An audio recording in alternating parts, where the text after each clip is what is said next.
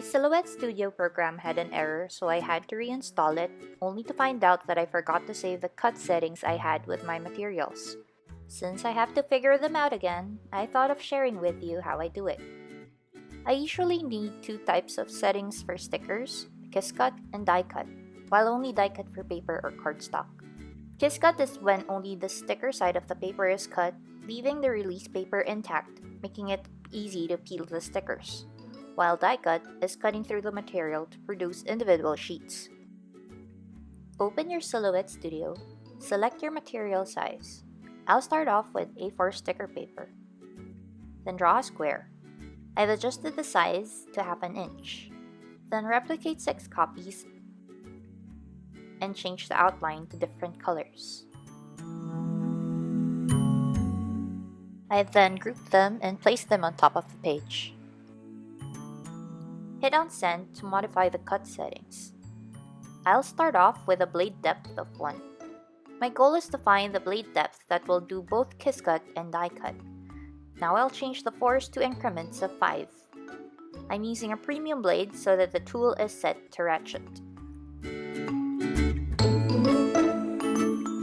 Load your material in the cutting mat. This is a book paper type of sticker paper, so it's thin and it's only 70 GSM. Make sure that the blade depth is set the same as the settings. Hit Send to begin cutting. When it's done, slowly peel off the material from the mat. You will see here that it started to die cut at 15/4. But for a cleaner cut, I'll save it as 20/4 instead. Next, I'll check on the lowest force for kiss cut. With this material, force 5 cuts cleanly. Clean the mat and then load the next material. I'll load the thicker matte sticker paper. Again, make sure that the blade is set the same as the settings. Using the previous settings with blade on 1, I'll hit Send to start cutting.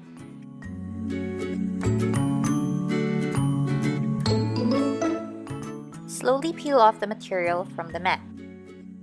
Since this material is thicker, the blade was not able to die cut it, so I'll have to try with depth on 2.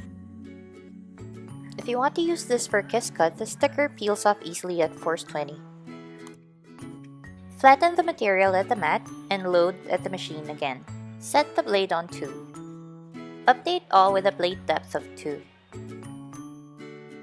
Go back to the design and replicate the boxes down as to not cut over the previous. Then hit Send to start cutting.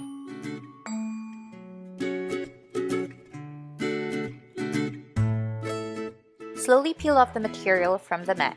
Here the blade almost cut through at 30, so I'll have to try again at blade on 3.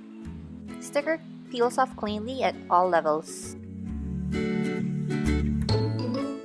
Flatten the material on the mat and load into the machine. Set the blade on 3. Update all with a blade depth of 3.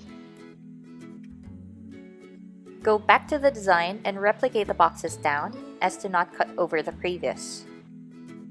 Then hit Send to start cutting.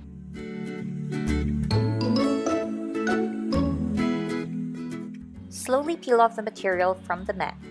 This time it cuts through cleanly at force 15 and peels off easily at force 5. Clean the mat and load the next material. Next, I'll be using a 200 GSM kraft board paper. Since I know this is quite thick, I'll start off with blade on 3. Update the media size to letter and position the boxes at the top. Using the same settings, hit Send to start cutting.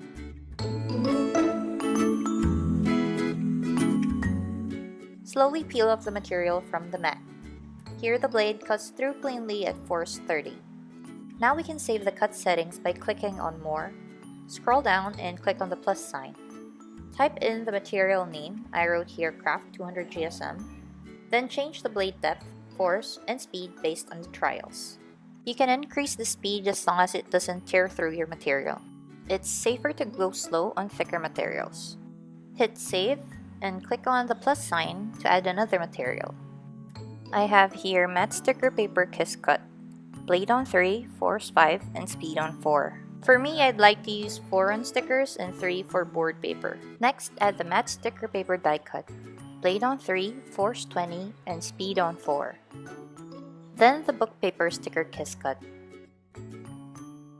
Blade on 1, force 5, and speed 4. Next, the book paper sticker die cut. Blade on 1, force 20, and speed 4. So that's how I find out the right settings to make the cut. Hope you learned something new and thanks for watching.